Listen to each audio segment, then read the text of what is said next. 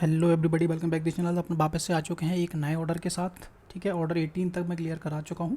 Order 18 में कोई भी कन्फ्यूज़न हो, अगर आपने नहीं देखा हो तो पिछला वीडियो जाके आप देख सकते हो। तो ऑर्डर 18 पूरा कंप्लीट किया है। कोई डाउट हो तो मेरे को कमेंट करके पूछ लेना। ठीक है, आज से हम स्टार्ट कर रहे हैं ऑर्डर 19। ठीक है, जो बात करता है शपथ पत्र यानी कि एफिडेविट के बारे में। ये बहुत ज़्यादा ज़रूरी है, बहुत ज़्यादा इंपॉर्टेंट है, क्योंकि अगर आप एडवोकेट हो, प्रैक्टिस वगैरह करते हो, या फिर स्टूडेंट हो, या फिर कोई भी नहीं हो, आप नॉर्मल पर्सन हो, तब भी आपको पता होना चाहिए कि एफिडेविट होता क्या है, किस यूज़ में होता है, क्या तरीके से, किस तरीके से बनता है, क्या है उसके बारे में ये रूल बात करता है। ठीक है, जितने भी आगे रूल आएंगे वो पूरा ऑर्डर 19 क्लियर करेंगे हम। ठीक है, ज़्यादा रूल नहीं है, थोड़ा थोड़ा जल्दी हो जाएगा। ठीक है, आज की वीडियो हम बात करेंगे रूल 1 पे। ठीक है, अगर आपको मेरी वीडियो पसंद आए तो वीडियो को लाइक और सब्सक्राइब जरूर करना।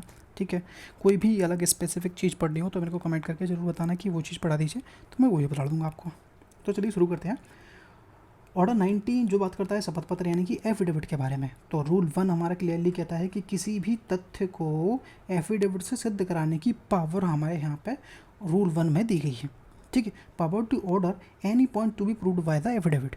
ठीक है, तो ये पहले वन लाइनर समझते हैं कि पूरा ऑब्जेक्ट मतलब रूल क्या बात करता है। पूरा रूल बात करता है कि वन लाइनर कहता है कि न्यायालय पर्याप्त कारण होने पर किसी तथ्य को एफिडेविट द्वारा सिद्ध कराने का आदेश दे सकती है, लेकिन परंतु यह किसी पक्ष को बोनाफाइड क्रॉस एग्जामिनेशन चाहिए है और गवाह उपलब्ध है तो केवल एफिडेविट पर्याप्त नहीं होगा। इस चीज़ को डिटेल में समझना है तो कंप्लीट वीडियो में बनी रही है, तो ये चीज़ें पूरी क्लियर हो जाएंगी, डाउट क्लियर हो जाएंगे। ऑब्जेक्ट क्या है, पूरा रूल का ऑब्जेक्ट भाई सीधा सीधा है कि प्रोसीजर को स्पीडी बनाना है लेकिन फेयर ट्रायल को बनाए रखना है।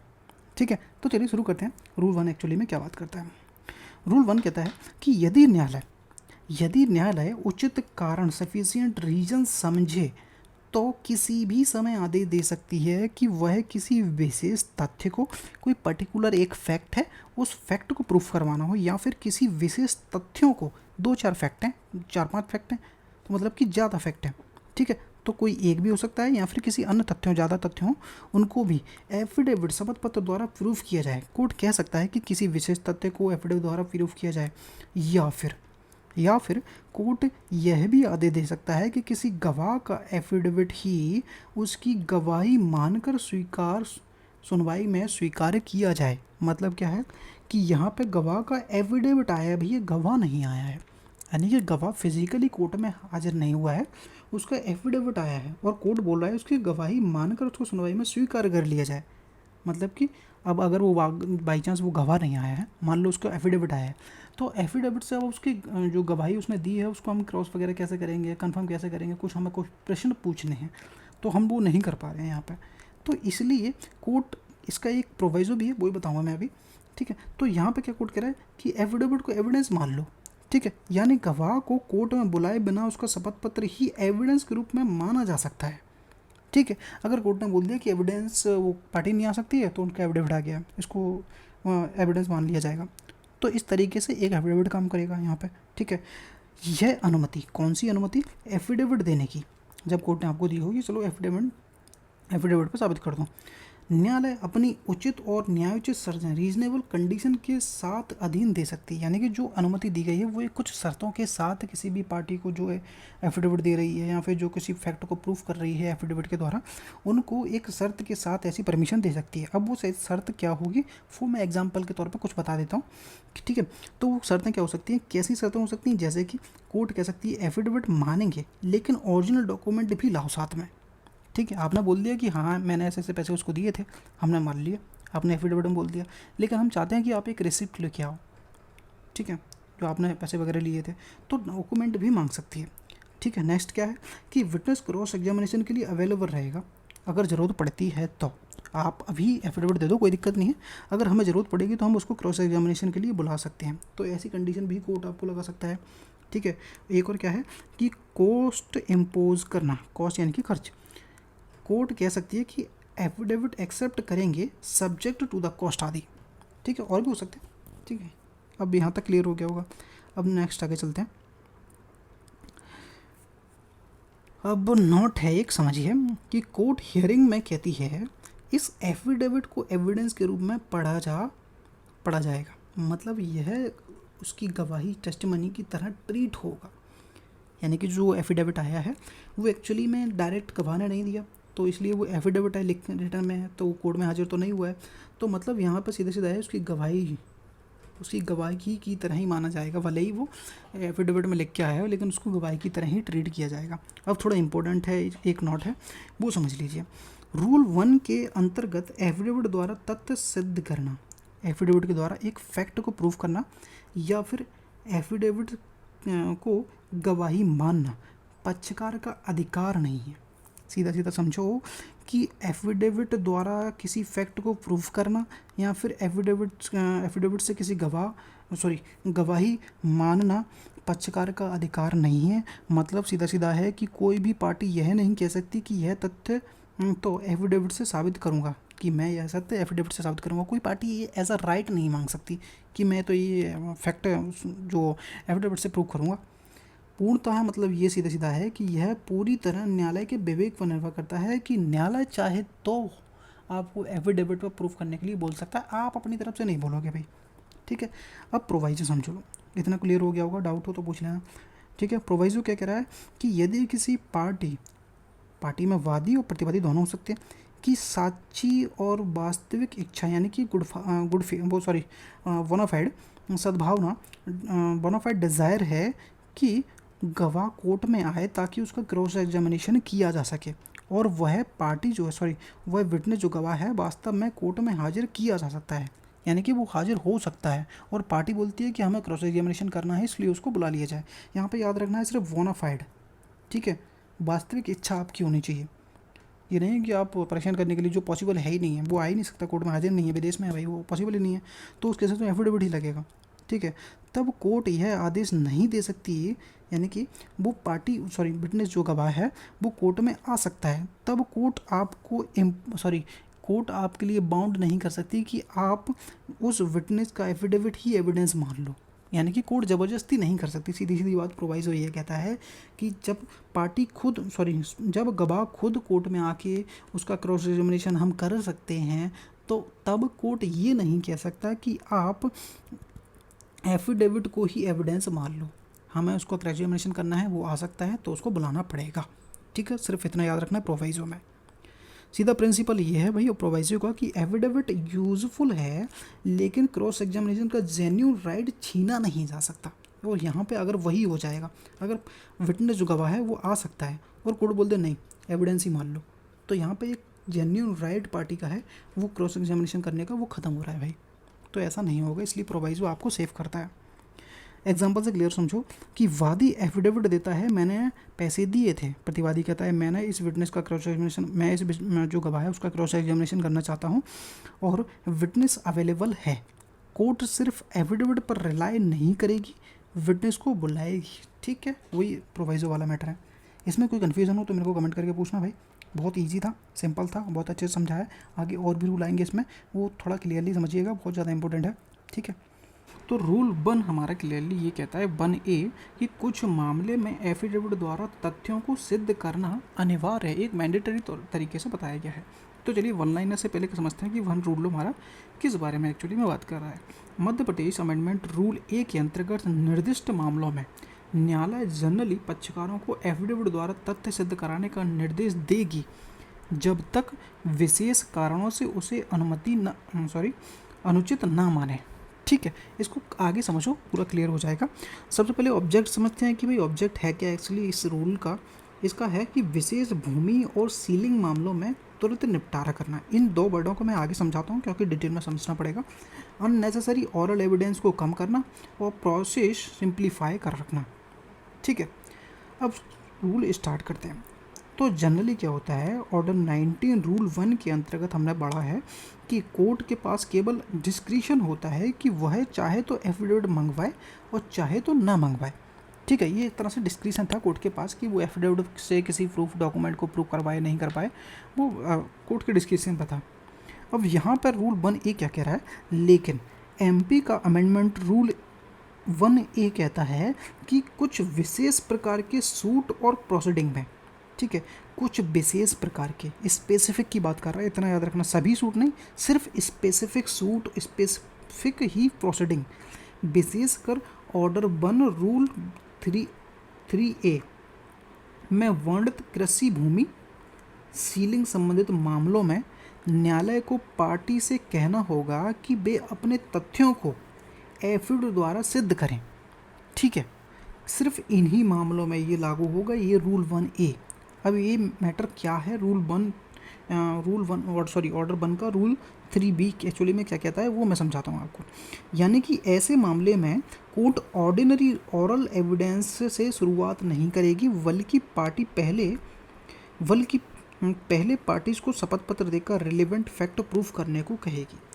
अब समझिए मैटर आगे क्या है कि नोट में मैंने एक चीज़ डाली है, वो देखिए, पहले ध्यान रखिए कि यह रूल सिर्फ उन्हीं मामलों पर लागू होता है जो ऑर्डर 1 के रूल 3B में कवर किए गए हैं, सिर्फ उन्हीं पर लागू होगा। बाकी में आपको ध्यान नहीं देना है, सिर्फ ये जो रूल बनाया गया है वो सिर्फ ऑर्डर 1 के रूल 3B में जितनी भी चीज़ें दी गई हैं उनको कवर करता है, सभी चीज़ों के लिए नहीं है।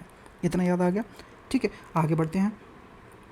ठीक है, तो यह रूल मुख्य रूप से उन सूट और प्रोसीडिंग पर लागू होता है जो कृषि भूमि पर टाइटल और राइट डिक्लेरेशन से संबंधित हों, चाहे अन्य रिलीफ भी साथ में मांगे गए हों। यानी कि कोई टाइटल का सूट था और उसमें साथ में कोई अन्य रिलीफ भी आपने मांगा हो, या फिर कोई राइट डिक्लेरेशन का कोई सूट हो उसमें अन्य रिलीफ भी मांगे, यानी कि अन्य रिलीफ मांगने से वो कम नहीं होगा। सीधी बात है, इसलिए इस वर्ड को जोड़ा गया है कि चाहे आपने टाइटल मांगा हो, चाहे राइट मांगा हो, उनका डिस्प्यूट हो जाए, उनके डिक्लेरेशन से मैटर हो, चाहे उसमें और चीज़ भी मांगी गई तो उनसे मतलब नहीं होगा, हमें सिर्फ इतना याद देखना है। ठीक है, जैसे कि मालिक कौन है, किसका कब्जा है, अधिकार किसका है, और म्यूटेशन, ओनरशिप डिस्प्यूट जितने भी हो सकते हैं। ठीक है, नेक्स्ट में क्या है बता रहा है कि कृषि भूमि के हस्तांतरण संबंधित कॉन्ट्रैक्ट, यानी कि जो कृषि भूमि है उसके ट्रांसफ़र से संबंधित जितने भी कॉन्ट्रैक्ट हुए हैं कि स्पेसिफिक परफॉर्मेंस, अर्थात ऐसे बाद में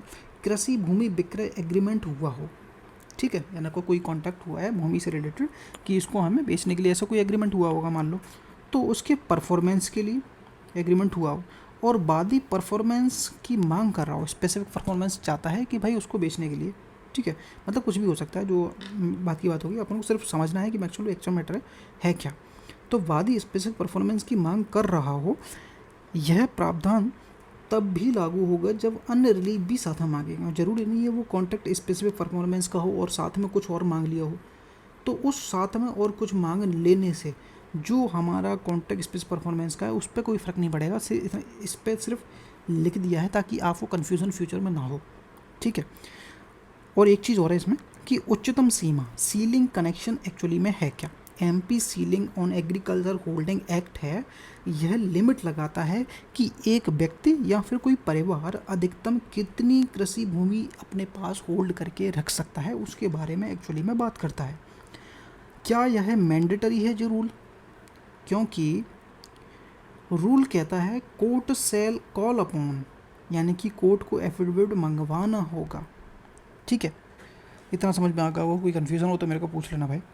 ठीक है, एक दो बार पढ़ोगे तब भी क्लियर हो जाएगा, कुछ नहीं है बस इसमें। अगर आपने ये कहाँ गया, ऑर्डर 1 का रूल 3B अगर पढ़ लिया है, जो कि MP का ही अमेंडमेंट है, तो आपको ये बहुत जल्दी क्लियर हो जाएगा। ठीक है, एक्चुअली में प्रॉब्लम क्या हुई है कि मैंने जो ऑर्डर 1 में 3B शायद बताया नहीं है, तो इसलिए मैं यहाँ पे क्लियर उसको ज़्यादा नहीं कर पा रहा। ठीक है, अगर आप कमेंट करते हो तो मैं दोनों को कंबाइंड करके पढ़ाता हूँ। फिर ये तो मैंने ऊपर से ले लिया ताकि आपको थोड़ा समझ में आ जाए, अगर तब भी नहीं आए तो बताना मेरे को, मैं क्लियर करूँगा और आगे। ठीक है, यह रूल जो मैंडेटरी है कोर्ट एफिडेविट पे मंगवाएगा जो भी प्रूफ हैं। ठीक है, अब नॉर्मली रूल 1 ये कहता है कि इस स्पेसिफिक केसेस में कोर्ट एफिडेविट मंगवाएगी, एक तरह से मैंडेटरी बताया गया है इस रूल में एफिडेविट के लिए। ठीक है, एक्सेप्शन, कोर्ट मैंडेटरी कर रहा था कि भैया ये इन केसेस में आपको एफिडेविट से प्रूफ करना होगा। ठीक है, अब एक छूट भी दे दी गई है, एक्सेप्शन है, लेकिन अगर कोर्ट को लगता है कि केस इतना कॉम्प्लेक्स है या फिर कॉम्प्लिकेटेड है कि सिर्फ एफिडेविट से बात क्लियर नहीं होगी, तब कोर्ट क्या कर सकती है, इन मामलों में एफिडेविट से प्रूफ नहीं करवाएगी। समझ में आया? आगे और क्लियर करता हूँ कि एफिडेविट सफिशिएंट नहीं है, यानी कि कोर्ट को लगता है कि एफिडेविट सफिशिएंट नहीं है, मतलब क्या होगा कि सिर्फ लिखित शपथ पत्र से एक फैक्ट डिसाइड करना उचित नहीं होगा, क्योंकि फैक्ट हैवीली डिस्प्यूटेड है, उन पर बहुत अधिक एक विवाद तरीके का है, उससे एफिडेविट से वो क्लियर नहीं होगा। डिटेल ऑरल एविडेंस कोर्ट को चाहिए, या फिर विटनेस क्रेडिबिलिटी टेस्ट करनी है, तब कोर्ट को एफिडेविट से काम नहीं चलेगा, और कॉम्प्लिकेटेड फैक्चुअल मैट्रिक्स हैं तब कोर्ट को इससे काम नहीं चलेगा। भैया हमें खुद को बुला के ही ये सब करना पड़ेगा, तो यहाँ पे हम एफिडेविट नहीं लेंगे। सिर्फ एक तरह से एक छूट भी दे दी गई है कि ज़रूरी नहीं लोगे ही, अगर कोर्ट चाहे तो मना कर सकता है, तो उसको देखना पड़ेगा कि भैया जो एफिडेविट सफिशिएंट होगा या नहीं होगा। अगर सफिशिएंट है तो ठीक है, नहीं होगा सफिशिएंट तो फिर हम डायरेक्ट बुलाएंगे वही बंदे को, प्रूफ करवाएंगे। तो इसमें कोई कन्फ्यूज़न हो तो मेरे को कमेंट करके पूछ लेना। वैसे कन्फ्यूज़न नहीं होनी चाहिए, सिंपल था बस। अगर आपको अब भी क्लियर नहीं होता तो मैं सजेस्ट करूँगा कि आप पहले इसको ऑर्डर 1-3B पहले पढ़ लेना, उसके बाद ये देखना, तब भी आपका जल्दी क्लियर हो जाएगा। ठीक है, फिर भी नहीं हो तो मेरे को कमेंट करना, मैं क्लियर बताऊँगा दोबारा। रूल 2 कहता है ऑर्डर 19 का कि शपथ पत्र को प्रति परीक्षण शपथ पत्रकर्ता को प्रति परीक्षण हेतु उपस्थित कराने की पावर, यानी कि जो शपथ कर रहा है उसका क्रॉस एग्जामिनेशन के लिए उसको हाजिर कराने की पावर यहाँ पर रूल 2 में दी गई है। तो इसको समझ लो, बहुत डिटेल में है, मज़ा आएगा।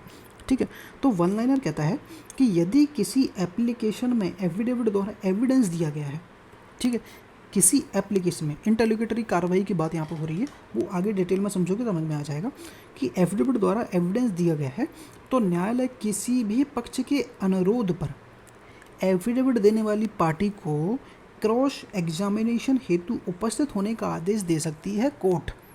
ठीक है, अब ऑब्जेक्ट समझ लो, थोड़ा और सिंपल से हो तो आपके लिए ईजी हो जाएगा कि भाई इसका ऑब्जेक्ट क्या है। एफिडेविट द्वारा एफिडेविट एविडेंस की सत्यता की जांच को सुनिश्चित करना इसका ऑब्जेक्ट है। ऑपोजिट पार्टी को फेयर अपॉर्चुनिटी देना, ताकि अगर आपने कोई एफिडेविट दिया है, एक्चुअली में जो गवाह है वो गवाही उसने देने तो आया नहीं है कोर्ट में, अब उसको क्रॉस कैसे, अगर वो डायरेक्ट कोर्ट में आता फिजिकली अपेयर होता तो हम उसको क्रॉस कर सकते थे। अब उसने उसकी गवाही को क्या किया है, एफिडेविट द्वारा एविडेंस दिया है, तो अब उसको क्रॉस कैसे करेंगे भाई, तो उसी के लिए ये रूल बनाया गया है। आगे समझो इसको। फॉल्स एफिडेविट फाइलिंग को रोकना, समरी प्रोसीजर को और नेचुरल जस्टिस में संतुलन बनाए रखना। ठीक है, एक चीज़ और है यहाँ पर समझने वाली बात है, जो कि एफिडेविट एविडेंस एक्चुअली में क्या है, यानी कि साक्ष्य शपथ पत्र एक्चुअली में है क्या। ऐसा साक्ष्य होता है जो मौखिक रूप से विटनेस बॉक्स में नहीं दिया गया, यानी कि कोर्ट में हाजिर होकर फिजिकली कोई गवाही नहीं दी गई है। तो ठीक है, यहाँ पे क्या है, एफिडेविट द्वारा गवाही दी गई है, तो शपथ पत्र के रूप में दिया गया है, तो इसलिए इसको एफिडेविट एविडेंस कहते हैं। ठीक है, आगे समझो। सब रूल 1 क्या कह रहा है, सब रूल 1 कहता है कि शपथ पत्र करता है, इसको डेपोनेंट कहा जाता है इंग्लिश में, को क्रॉस एग्जामिनेशन हेतु बुलाने की पावर। ठीक है, आगे देखो कि जहाँ किसी एप्लीकेशन, अब यहाँ पे एप्लीकेशन मतलब कि इंटरलोक्यूटरी मैटर्स की बात हो रही है जो कार्रवाइयों के बीच में होते रहते हैं, के संबंध में एफिडेविट द्वारा एविडेंस दिया गया है, वहाँ पर न्यायालय बाद के किसी भी पार्टी पक्ष के अनुरोध पर कहने पर एफिडेविट देने वाले व्यक्ति को, जिसको डेपोनेंट कहा जाता है, उसको क्रॉस एग्जामिनेशन हेतु उपस्थित होने का आदेश दे सकती है कोर्ट। समझ में आया, यानी कि कोई इंटरलोक्यूटरी कार्रवाई चल रही है, उसमें किसी पार्टी के द्वारा कोई एफिडेविट वाला एविडेंस दिया जाता है, एफिडेविट पे एविडेंस दिया जाता है, तो अब सामने वाली पार्टी को लगता है कि भाई मैं इसको क्रॉस करना चाहता हूँ, तो आप क्रॉस कैसे करोगे, क्योंकि बंदा तो आया नहीं है, उसका एफिडेविट आया है, तो उस केसेस में भी हम उसको क्रॉस एग्जामिनेशन करने के लिए यहाँ पे बात की गई है। इसको समझो आगे और जल्दी क्लियर हो जाएगा, क्योंकि डिटेल में पहले समझ लो, फिर आपके डाउट सारे क्लियर हो जाएंगे। ठीक है, अब नोट क्या कह रहा है, नोट डाला है मैंने, थोड़ा ईजी हो जाएगा। एफिडेविट केवल शपथ पूर्वक दिया गया लिखित कथन है, इसलिए अपोजिट पार्टी को उसकी सत्यता जांच करने को अवसर मिलना चाहिए। इसी उद्देश्य से रूल 2 क्रॉस एग्जामिनेशन का सेफगार्ड प्रदान करता है रूल 2 में। अब रूल 2 देखो तो और क्लियर होगा। रूल 2 क्या कह रहा है, रूल 2 कह रहा है कि हाजिर कहाँ होगा। सामान्यतः जनरली शपथकर्ता जो है न्यायालय में व्यक्तिगत रूप से उपस्थित होकर क्रॉस एग्जामिनेशन देना होगा, यानी कि जो डेपोनेंट है जिसने शपथ पर एफिडेविट दिया है, उस व्यक्ति को न्यायालय में व्यक्तिगत रूप से हाजिर होना होगा, पर्सनली कोर्ट में आना होगा। क्योंकि पहले तो क्या किया आपने, एफिडेविट से अपना एविडेंस दे दिया, अब कोर्ट जो पार्टी है वो चाहती है कि हम इसको क्रॉस करना चाहते हैं। अब भाई एफिडेविट को क्रॉस तो करोगे नहीं, तो जिसने एफिडेविट दिया है उस पार्टी को बुला लो, जिसने एफिडेविट दिया है, तो फिर हम उसका क्रॉस करेंगे। ठीक है, आगे समझो। किंतु यदि वह व्यक्ति जो है पर्सनल अपीयरेंस एग्जेम्प्ट है, यानी कि उसको पर्सनली हाजिर होने से छूट दी गई है, जैसे कि सेक्शन CPC का आप पढ़ोगे 132 वगैरह, उनमें क्लियरली बताया गया है कि किस व्यक्ति को कब छूट मिलती है। ठीक है, तो उनको अगर पर्सनली छूट दी गई है तब या फिर अन्यथा न्यायालय अन्यथा निर्देश दे, या फिर कोर्ट चाहे कोई निर्देश दे, डायरेक्शन दे सकता है कि इस व्यक्ति को इसकी गवाही कोर्ट में हाजिर नहीं होगा इस व्यक्ति को, तो कोर्ट ने उसको एग्जाम्प्ट कर दिया, तो उसकी फिजिकल अपीयरेंस आवश्यक नहीं होगी उस केसेस में। ठीक है, तो क्या होगा, तो उसकी उपस्थिति किसी अन्य तरीके से की जा सकती है। अब वो अन्य तरीका क्या हो सकता है, जैसे कि वो कमीशन द्वारा एग्जामिनेशन करना चाहे तो तुम वो कर लो, वीडियो कॉन्फ्रेंसिंग के माध्यम से उसको क्रॉस करना चाहो तो वो कर लो, या फिर अन्य उपयुक्त माध्यम जो आप ठीक समझते हो वो भी किया जा सकता है। अब एप्लीकेशन का अर्थ समझो पहले, जो कि अपना डाउट थोड़ा आपका क्लियर नहीं हुआ होगा, तो इसलिए मैंने और डाला है डिटेल में, ताकि आपके डाउट क्लियर होने चाहिए भाई। ठीक है, तो एप्लीकेशन का अर्थ यहाँ पे क्या, यहाँ एप्लीकेशन से आशा है ऐसे इंटरलोकेटरी या फिर इंटरिम मिसलेनियस एप्लीकेशन से है जिसके निर्णय हेतु कोई पक्ष, यानी कि इन चीज़ों के निर्णय हेतु कोई पार्टी अपने तथ्यात्मक कथन, ठीक है, फैक्चुअल स्टेटमेंट एफिडेविट द्वारा कोर्ट के सामने रखती है। क्योंकि ऑर्डर 19 ब्रॉडली क्या करता है, एफिडेविट एविडेंस इन इंटरलोक्यूटरी प्रोसीडिंग को रेगुलेट करता है। ठीक है, समझ में आ गया होगा। कोई कन्फ्यूज़न हो तो मेरे को कमेंट करके पूछ लेना, वैसे बहुत ज़्यादा अच्छे से समझाया होगा ना डिटेल में, सिंपल लैंग्वेज में। ठीक है, एग्जाम्पल से समझो और ज़्यादा जल्दी क्लियर हो जाएगा कि वादी जो है इंजंक्शन एप्लीकेशन एफिडेविट देता है, इंजंक्शन मांगता है और उसके साथ में एफिडेविट देगा कि प्रतिवादी मेरी ज़मीन पर अवैध निर्माण कर रहा है। ठीक है, तो प्रतिवादी कहता है कि यह गलत है, मैं डेपोनेंट का क्रॉस एग्जामिनेशन करना चाहता हूँ। कोर्ट यदि आवश्यक समझे तो शपथकर्ता को बुला सकती है। ठीक है, समझ में आ गया कि यहाँ पर क्लियर क्या है मैटर है क्या एक्चुअली में, कि जो वादी है उसने इंजंक्शन मांगा है कोर्ट से और उसमें एफिडेविट पर अपना तथ्य रखा है कि प्रतिवादी मेरी जमीन पर कब्जा करने वाला है, ये वो, तो प्रतिवादी डिफेंडेंट जो कहता है कि भाई ये तो गलत बोल रहा है, इसलिए मैं चाहता हूँ कि डिपोनेंट जिसने शपथ पर जो एफिडेविट दिया है मैं उसका क्रॉस एग्जामिनेशन करना चाहता हूँ। तो कोर्ट का अगर ठीक समझता है तो आपको ऐसा मौका दे सकती है।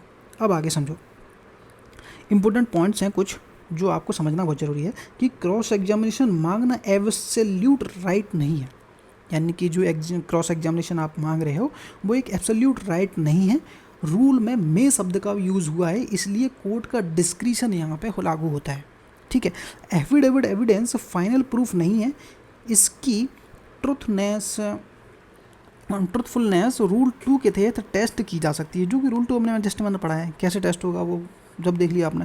ठीक है, यह रूल मुख्यतः एफिडेविट एविडेंस वाले एप्लीकेशन इंटरलोक्यूटरी मैटर्स में ऑपरेट करता है। अब एक नोट भी डाला है, थोड़ा और डाउट हो जाएंगे आपके, वो भी क्लियर हो जाएंगे, 2 सेकंड होल्ड करिएगा। ठीक है, तो हम कहाँ पहुँच गए थे भाई, जो कि नोट है एक, मैं एक वो और क्लियर कर देता हूँ कि मान लो एक सिविल सूट पेंडिंग है, ए बी के खिलाफ ऑनरशिप डिक्लेरेशन सूट फाइल किया है। अब सूट फाइनल जजमेंट तक पहुंचने में समय लगेगा, लेकिन बीच बीच में क्या होता है, इंटरिम या फिर प्रोसीजरल इशू आते हैं। उन इशू पर पार्टी अलग अलग एप्लीकेशन देती है, जैसे कि ए देखता है कि बी उसकी ज़मीन बेचना चाहता है। अब ए एक टेम्पररी इंजंक्शन एप्लीकेशन देता है जब तक सूट डिसाइड ना हो बी को ज़मीन बेचने से रोका जाए। यह एप्लीकेशन है, मेन सूट नहीं है, इतना याद आपको समझ में आ गया होगा कि ये एक एप्लीकेशन है, ये मेन सूट आपका नहीं है। ठीक है, आगे और समझो कि कोर्ट इस एप्लीकेशन को कैसे करेगी डिसाइड, वो देख लीजिए। क्या वास्तव में बी ज़मीन बेचने वाला है, क्या अर्जेंसी है, क्या प्राइमा फेसी इशू है, केस है, ये सब फैक्ट्स हैं। इन फैक्ट्स को प्रूफ करने के लिए एक एफिडेविट फाइल करता है। एफिडेविट में क्या बोलता है कि मैं शपथपूर्वक कहता हूँ कि प्रतिवादी प्रॉपर्टी को बेचने हेतु परचेसर खोज रहा है, ये उसने एफिडेविट में बोला है। ठीक है, मतलब पार्टी अपने फैक्चुअल क्लेम एफिडेविट में रख रही है ताकि कोर्ट उस पर एप्लीकेशन को डिसाइड कर सके। यहाँ तक आपका कोई कन्फ्यूज़न नहीं होना चाहिए, बहुत ज़्यादा सिंपल्स करके मैंने आपको समझाया है। फिर भी डाउट है तो भाई कमेंट मेरे को करके पूछ लेना। अगर वीडियो पसंद आती है तो वीडियो को लाइक सब्सक्राइब कर दिया करो भाई। ऑर्डर 19 का रूल 3 एक्चुअली में क्या बात करता है, तो अपन सबसे पहले टाइटल देखते हैं भाई क्या कह रहा है कि शपथ पत्र की विषय वस्तु की सीमा यानी कि लिमिटेशन क्या होगी, matter to which affidavit shall be confined. ठीक है, आगे बढ़ते हैं कि वन लाइनर से हमारा पहले क्लियर समझते हैं कि रूल 3 एक्चुअली में किस बारे में है। एफिडेविट में जनरली क्या है, केवल वही तथ्य लिखे जाएंगे जिन्हें शपथकर्ता अपने व्यक्तिगत ज्ञान से सिद्ध कर सकता है।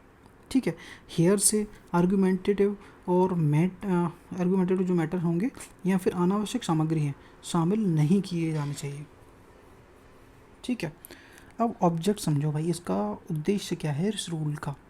एफिडेविट को विश्वसनीयता और उसकी सीमित रखना, यानी कि उसको विश्वसनीय और सीमित रखना, हेयर से और इरेलीवेंट मटेरियल को रोकना, एफिडेविट और एविडेंस की तरह केवल उचित और सुसंगत तथ्यों तक उसको सीमित रखना, कोर्ट का बचाव, कोर्ट का समय बचाना और रिकॉर्ड को साफ रखना। ठीक है, तो सब रूल 1 से स्टार्ट करते हैं कि ये किस बारे में है और क्या है। ठीक है, एफिडेविट में कौन से तथ्य लिखे जा सकते हैं, ये बहुत ज़्यादा ज़रूरी है भाई, कि एफिडेविट में केवल उन तथ्यों तक सीमित रहेगा जिन्हें शपथकर्ता यानी कि डेपोनेंट अपने स्वयं के ज्ञान यानी कि पर्सनल नॉलेज से उनको सिद्ध कर सकता है। जैसे कि मैंने दिनांक 10 मई को प्रतिवादी को विवादित भूमि पर निर्माण करते हुए देखा था, तो ये पर्सनल ज्ञान है भाई तुम्हारा, तो इसको आप लिख सकते हो। यानी कि शपथकर्ता अपने पर्सनल ज्ञान से उनको सिद्ध कर सकता है, वही चीज़ आप एफिडेविट में लिख सकते हो। ठीक है, अब यहाँ पे एक एक्सेप्शन है, एक अपवाद है। वो अपवाद क्या है वो समझो कि किंतु इंटरलोक्यूटरी एप्लीकेशन जो होंगे, जो इंटरिम होंगे, उनमें जो डेपोनेंट है, शपथकर्ता जो है, अपने विश्वास पर आधारित स्टेटमेंट यानी कि अपने विश्वास पर आधारित स्टेटमेंट भी दे सकता है, बशर्ते उस विश्वास के आधार यानी कि जो ग्राउंड्स हैं वो एफिडेविट में बताने होंगे। ठीक है, यानी कि आपको विश्वास है कि वो भाई प्रॉपर्टी बेचने वाला है, मान लो, मैं इसका एग्जांपल दूंगा तब समझाता हूँ इसको, तब क्लियर हो जाएगा। ठीक है, तो एक नोट है मैंने लिखा है, वो थोड़ा समझ में हो जाएगा कि बिलीफ बेस्ड स्टेटमेंट यानी कि विथ क्लोज डिस्क्लोज ग्राउंड केवल इंटरलोक्यूटरी एप्लीकेशन में स्वीकार हैं। जनरली एफिडेविट्स होंगे उनमें एफिडेविट पर्सनल नॉलेज तक सीमित रहता है, क्योंकि इंटरलोक्यूटरी मैटर्स अर्जेंट होते हैं, प्राइमा फेसा स्टेज पर डिसाइड होते हैं, स्ट्रिक्ट प्रूफ पॉसिबल नहीं होता, तुरंत पॉसिबल नहीं होता, इसलिए लॉ कुछ रिलैक्सेशन भी आपको देता है इसमें। ठीक है भाई, पूछ लेना जो भी डाउट हो, बहुत ज़्यादा इजी है वैसे तो, लेकिन थोड़ा ट्रिकी है, थोड़ा वर्ड आगे पीछे करके दिए हैं, तो वैसे तो मैंने बहुत इजी करके लिखा है। ठीक है, सारे डाउट क्लियर हो जाएंगे, पहले पूरा 1 कंप्लीट होने दो, रूल 1। एक नोट और डाला है जो कि और डाउट आपके क्लियर कर देगा कि सामान्य रूल यह है कि एफिडेविट पर्सनल नॉलेज पर ही आधारित होनी चाहिए। सीधा जनरल लॉ यही है कि रूल इसका यही कहता है कि एफिडेविट पर्सनल नॉलेज पर आधारित होनी चाहिए, लेकिन इंटरिम या फिर इंटरलोक्यूटरी मैटर्स हैं उनमें स्ट्रिक्ट प्रूफ तुरंत संभव नहीं होते, इसलिए लिमिटेड रिलैक्सेशन भी आपको दी गई है। ठीक है, अब इसका एग्जांपल समझो तो पूरा रूल 1 क्लियर हो जाएगा, सॉरी एक्सेप्शन क्लियर हो जाएगा। एक्सेप्शन के लिए है, रूल 1 के लिए तो आपको ज़रूरत होगी नहीं, वो तो सीधी सीधी बात है, जो आपको पता है वो मैंने एग्जांपल दिया था ये वाला कि प्रतिवादी को भूमि पर कोई कब्जा करा, तो या पर्सनल नॉलेज से बता रहे हो तो वो क्लियर हो जाएगा। ये एग्जांपल है मैं एक्सेप्शन के लिए। यदि इंजंक्शन एप्लीकेशन में प्लेंटिफ लिखता है, क्या लिखता है कि मुझे विश्वास है कि प्रतिवादी प्रॉपर्टी बेचने की तैयारी कर रहा है क्योंकि उसने ब्रोकर से बात की है, तो यह बिलीफ बेस्ड स्टेटमेंट है, तभी स्वीकार होगा जब प्लेंटिफ बताए कि उसे ऐसा क्यों विश्वास है, उसके ग्राउंड आपको लिखने होंगे। ठीक है, अगर आप जो लिख रहे हो यानी कि वो अपने विश्वास के आधार पे अगर कोई एफिडेविट में बात लिख रहे हो तो उस बात के ग्राउंड भी लिखने होंगे कि किस आधार पे आप इस विश्वास कर रहे हो, तो आप लिख सकते हो। अन्यथा आपको पर्सनल ज्ञान वाले पॉइंट वाले वही आप लिख सकते हो जिसका आप पर्सनली सिद्ध उनको कर सकते हो। एक सीधे सीधे वो कह सकते हैं कि हेयर से वाले जो किसी ने बोल दिया कि भाई वो तुम्हारी प्रॉपर्टी बेचने की तैयारी कर रहा है और वो कोई ब्रोकर ढूंढ रहा है, तो तुम अपनी प्रॉपर्टी बचा सकते हो तो बचा लो, तो ये यहीं पर वो उसी बात कर रहा है। तो यहाँ पर कोर्ट में एफिडेविट लगा के बोलता है कि मुझे विश्वास है कि प्रतिवादी प्रॉपर्टी बेचने की तैयारी कर रहा है। अब हालांकि उसको तो नहीं पता क्योंकि उसने सुना है किसी तीसरे व्यक्ति से, ठीक है, क्योंकि उसने ब्रोकर से बात की है।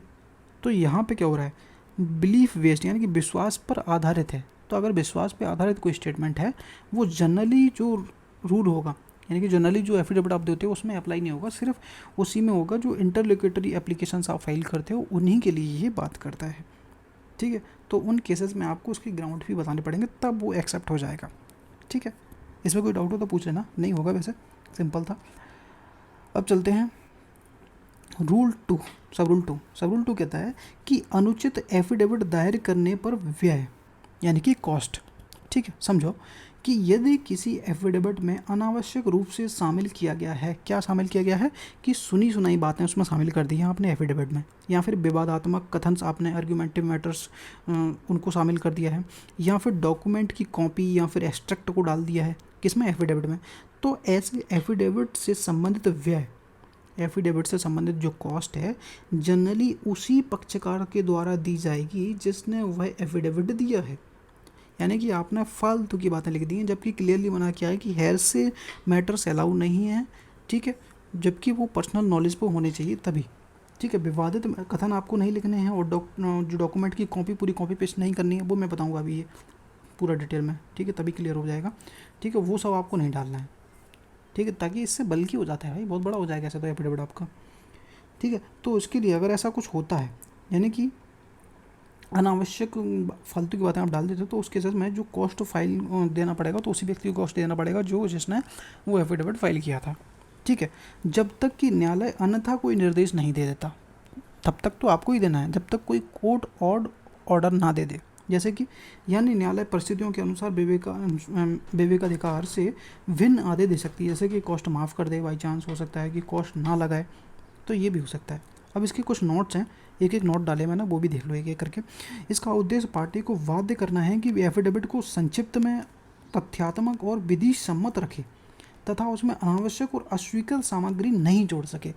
अगर जोड़ दोगे तो भाई इसलिए कॉस्ट रखा गया है, अगर ऐसे कांड करोगे तो तुम्हें कॉस्ट लगा दी जाएगी, तो इसलिए तुमको प्रिवेंट करने के लिए भाई ये सब जोड़ा गया है, ठीक है। एक नोट और है, वो भी देखो कि हेयर से मैटर्स एक्चुअली में क्या होते हैं, वो थोड़ा डाउट आपका होगा, तो मैं वो बता देता हूँ कि ऐसा कथन जो डेपोनेंट यानी कि कथन करता है, जो एफिडेविट बनाने वाला या डेपोनेंट ने स्वयं नहीं देखा, ना ही उसने स्वयं सुना, बल्कि किसी और से सुना है, ठीक है, तो उसको हम हेयर से मैटर्स कहते हैं।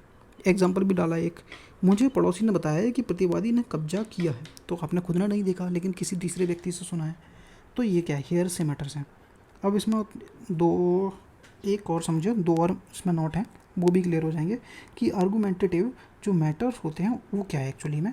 एफिडेविट में केवल फैक्ट लिखने होते, फैक्ट होने चाहिए, एफिडेविट में केवल फैक्ट होने चाहिए, कानूनी तर्क, व्यक्तिगत राय, हाँ, और निष्कर्षात्मक आरोप, भावनात्मक टिप्पणियाँ नहीं होनी चाहिए, ठीक है। एग्जाम्पल, प्रतिवादी बेईमान व्यक्ति है और न्यायालय की प्रक्रिया का दुरुपयोग कर रहा है, यह उचित तथ्यात्मक कथन नहीं है क्योंकि यह तथ्य का वर्णन नहीं करता बल्कि डेपोनेंट की राय, आरोप, आर्गुमेंट व्यक्त करता है, ठीक है।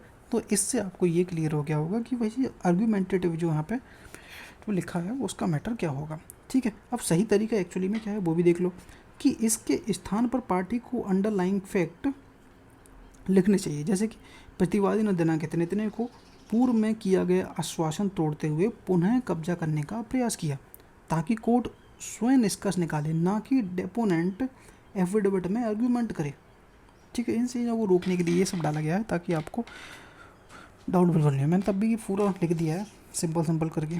एक नोट और बचा है जो कि हमें इसको समझना है लास्ट वाले को, ठीक है। तो ये भी समझ लेते हैं कि डॉक्यूमेंट की कॉपी क्यों नहीं है। एफिडेविट में डॉक्यूमेंट की प्रतियां, उनके विस्तृत अंश अनावश्यक रूप से नहीं लिखने चाहिए। डॉक्यूमेंट को पृथक रूप से अनेक्शर और जो एग्जिबिट है के रूप में किया जाना चाहिए, जैसे कि उसकी प्रति अनेक्शर P1 में लगी हुई है, तो आपको पूरा वो कहानी आपको अपने एफिडेविट में नहीं लिखनी पड़ेगी, आप सिर्फ इतनी लिख दीजिए कि जिसकी बात की रहा है वो जो एग्रीमेंट है वो अनेक्शर P1 में लगा हुआ है, तो पूरा P1 आपको कॉपी नहीं करना पड़ेगा। तो वो सब आपको नहीं करना है, इसलिए ही ये मना करता है कि आपको ये सब नहीं करना, आपको सिर्फ इस रूप में लिख देना है, ठीक है। कि अनेक्शर 1 देखें, अनेक्शर 3 देखें, तो वो सब लिख सकते हो। उसी को एग्जैक्ट कॉपी पेस्ट नहीं करना है जिससे कि वह बल्कि बन सकता है अगर आप कर दोगे तो, ठीक है। अब कुछ इंपॉर्टेंट पॉइंट्स हैं उन पर ध्यान दे लो, जो कि आपको और जो थोड़े बहुत डाउट हैं वो भी बचे हैं वो क्लियर हो जाएंगे। कि इंटरलोक्यूटरी जो एप्लीकेशन होते हैं उसमें बिलीफ बेस्ड स्टेटमेंट अलाउ हैं, पर उनके ग्राउंड आपको यानी कि विश्वास के आधार पर जो ग्राउंड है वो बताना मैंडेटरी है, वो बताने ही पड़ेंगे तभी वो अलाउ होगा, नहीं तो नहीं होगा। हर हेयर से ऑटोमेटिकली फेटल नहीं है, लेकिन अननेसेसरी हेयर से कॉस्ट कॉन्सिक्वेंस ला सकता है, बस हो गया भाई। इसमें कोई कन्फ्यूज़न हो तो मेरे को पूछ लेना कमेंट करके। सॉरी, ऑर्डर यहाँ पे ख़त्म होता है। इसके बाद एक्चुअली में बचता क्या है कि जो अमेंडमेंट है इलाहाबाद हाई कोर्ट के हैं, एमपी हाई कोर्ट के हैं, और या फिर और वो कमर्शियल सूट्स, कमर्शियल सूट वगैरह के लिए जो कि रूल्स दिए गए हैं वो दिए गए हैं, उनमें पढ़ाने में मैं इंटरेस्टेड नहीं हूँ। अगर आपको पढ़ना हो फिर भी तो मेरे को बताना, तो मैं उस पर वीडियो बनाऊँगा, अन्यथा हम किसी नए टॉपिक पर शुरू करेंगे। ठीक है। वो जो कमर्शियल वाले हैं वो बोरियत लगते हैं भाई, मेरे को मज़ा नहीं आता। अगर फिर भी पढ़ना हो तो बताना कमेंट करके, फिर हम पढ़ा देंगे। ठीक है। तो मिलते हैं नेक्स्ट वीडियो में। Thank you so much.